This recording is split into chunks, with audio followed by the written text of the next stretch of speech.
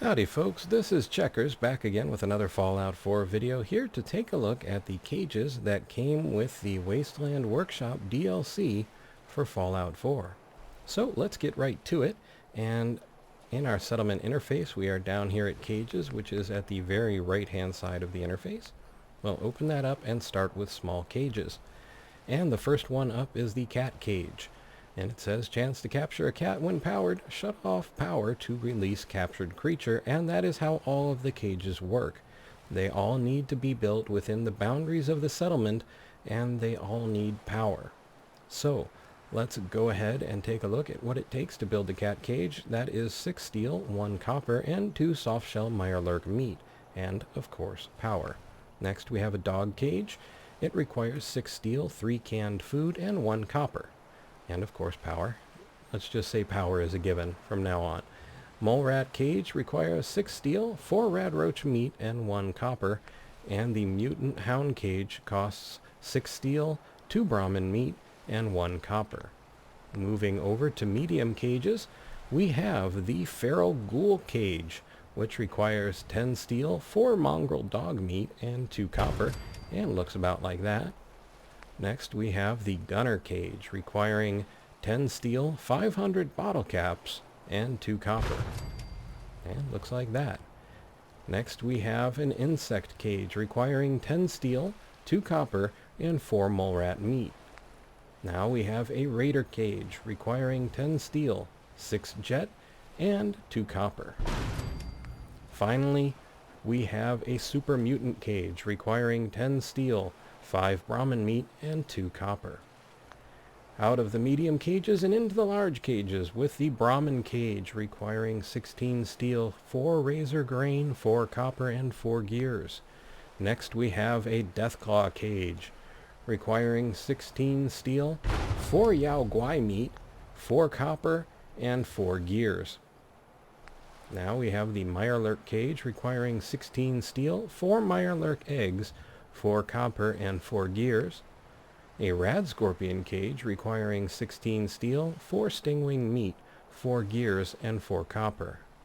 Now we have the Rad Stag cage requiring 16 steel, 4 carrots, 4 copper, and 4 gears. And finally the Yao Guai cage requiring 16 steel, 4 Rad Stag meat, 4 gears, and 4 copper. Out of large cages, we come to arena. Now, here we have arena pads, I'm going to call them.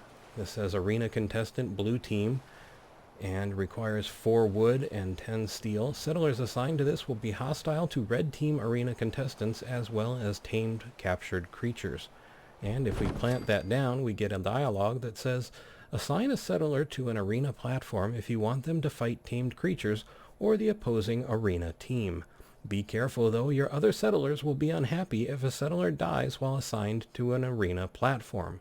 If you want your settlers to fight each other, assign them to opposing red or blue platforms. Note that they will become hostile to each other as soon as they are assigned to the platform, so you may need to keep them out of sight of each other until you are ready for them to fight, for instance with powered gates. We'll say OK to that, and take a look at the blue platform. And of course, if there's a blue platform, there's also going to be a red platform, and each of them costs 4 wood and 10 steel. And the last thing we have is miscellaneous under cages, with the beta wave emitter requiring 5 copper, 8 aluminum, 4 crystal, 3 circuitry, 5 nuclear material, and 2 rubber. It also requires rank 1 of Animal Friend and rank 1 of Wasteland Whisperer. Finally, the very last thing we have is the Quitting Time Siren, which is this large 4-flanged street light. It requires 3 copper, 12 steel, 1 rubber, 2 circuitry, and 3 glass, and 1 power. And we can plant that down. Calls nearby settlers to relax when turned on. Alrighty folks, this has been Checkers with another look at the Wasteland Workshop DLC and the cages section of the settlement interface and the new items therein. I would like to remind you that if you look in the upper right hand corner, you will see a small letter I with a white circle around it. These are cards and links to other videos that I've made, in this case probably more on the Wasteland Workshop DLC. You may need to move your mouse around or touch the screen to see the small letter I. I would also like to remind you that I have a Twitter link in the description of the video and on my channel main page. If you're on mobile, it'll be on my channel About page. I'd like to thank you for watching. I hope you found the video informative and maybe just a little entertaining. I'd like to invite you to subscribe, like, and share if you so desire, and ask you to please take care.